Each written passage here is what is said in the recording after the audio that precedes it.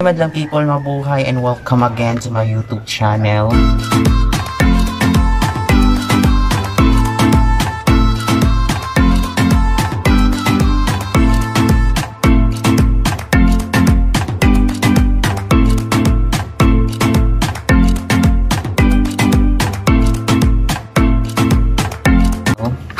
It's me, it's your king. So supposedly before I was named king after Noah, and then now I originally named my name my original name. So ngayon guys ay magre-review tayo ngayon. Obviously nakita nyo naman sa thumbnail at saka sa title na kung ano yung i-review natin ngayon. Basically, quick unboxing lang naman at saka quick unboxing. So, na-unbox ko na pala siya guys. If you are viewers or nakita nyo sa aking channel dito, sa shorts ata, na-upload ko yung unboxing ko ng toner na to. So, last week, di ba nag-review ako ng Dermo Republic pa rin na product nila, yung sa serum. So, ngayon naman ay i-review natin ngayon yung toner. So, eto siya guys. Ayan, toner. So, galing siyang Dermo Republic. Dermo Republic nga siya. So, toner siya guys with 7% glycolic acid, AHA, and skin renewing solution. So, ito guys ay perfect talaga, masasabi ko, para sa akin. So, meron siyang downside, bad side, at saka meron siyang good side. Sa akin, yung good side muna tayo. So, yung good side niya is, ano siya ng skin. Opo, ano siya, anong tawag nito? I don't know the correct terms, pero smooth siya ng skin. And of course, the good side, gusto ko yung packaging.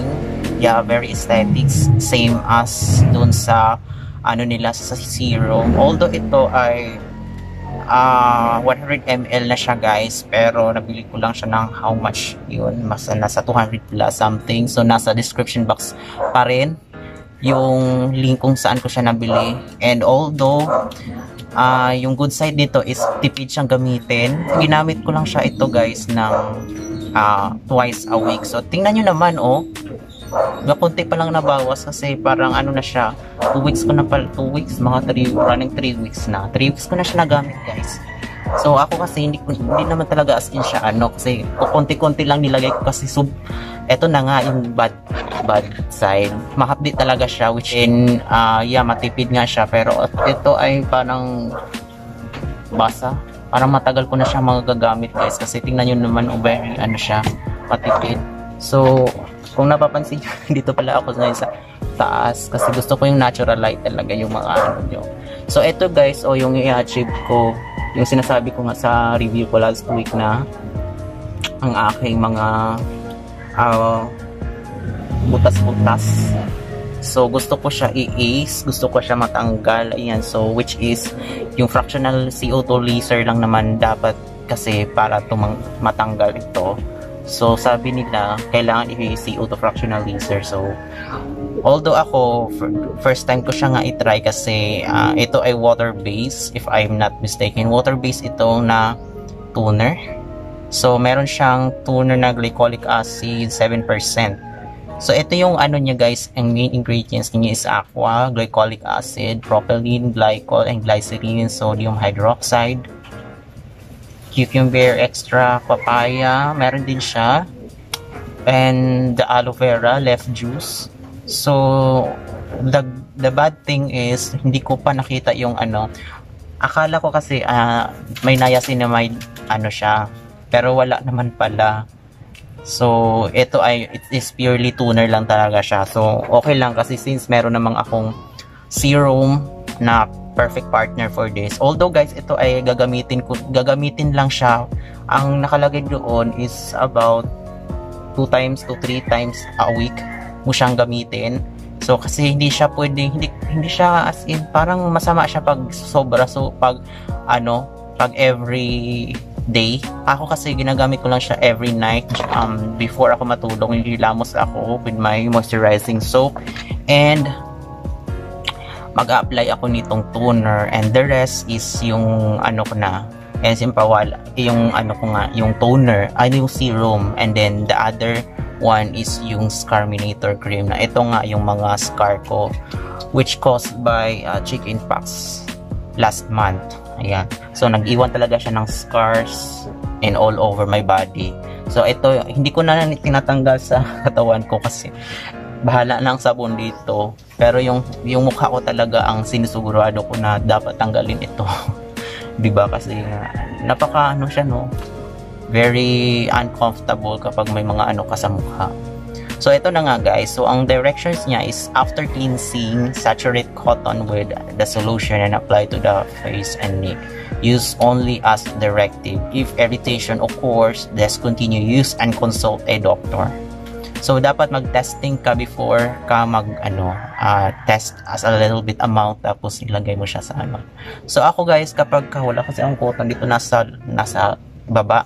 So ako kasi guys, kapag gumamit ako nito is nag-ano lang ako ng konti, tapos igaganon ko lang siya. Hindi yung paulit-ulit na ganon, yung sa ibang kasing paulit-ulit na ginaganon-ganon. No, kasi may tamang ano din siya. I don't know if tama yung gawa ko, pero for me, yun yung tama para sa akin, kasi ginaganon ko na siya kapag may toner, with cotton and toner itself, ginaganon ko lang siya. Ayan, so hindi ako yung paulit-ulit na, kasi nakakanipis din siya sa balat, especially yung sa marami kang ginagamit sa ano mo. Although ito ay every ano lang naman siya, every twice a week or every thrice a week. So okay lang, pero kung depende naman sa inyo kung paano nyo siya gamitin, ako more on ano lang, especially dun sa mga cotton na ginaganon ko lang siya. So yung wala dun sa baba pa taas. So yun lang yung ginagamit ko. Although yung paggamit ko nito is wala naman ako nakikitang bad side. Yun lang yung parang mahapdi feeling, and mabilis siya mag-absorb sa skin. Promise, mabilis siya mag-absorb sa skin para sa akin. And yeah, yun lang yung pinaka bad thing is mahapdi siya sa skin. Although hindi ko pa nakitaan ng effectiveness. Pag sinasabi kong effectiveness from 1 to 10, sasabihin ko muna ng 1 out of 5 muna, kasi since I didn't notice any significant results right now. Although itong ginagamit ko is yung talaga caused by the Scarminator, and the other is the serum nito. Yan, maganda ang serum nito guys. So if you would like to buy or purchase, nasa description box down below. So eto ang Dermo Republic, although I'm not the fan of this kasi nagandahan lang ako sa packaging, it's more on aesthetics. Ito is not glass, so hindi siya glass guys. Ayan, so para siyang plastic talaga siya, aesthetic, synthetic tawag ata nito na plastic na to. So mabilis siya, pwede siya ma-drop, mabilis siya So ito ay water based if I'm not mistaken, so correct me if I'm wrong. Comment down below kung may nagustuhan kayo sa product na ito, kung anong nagustuhan nyo. So para sa akin is okay na sa akin kasi water based naman siya. So thank you so much for watching guys, and see you next week.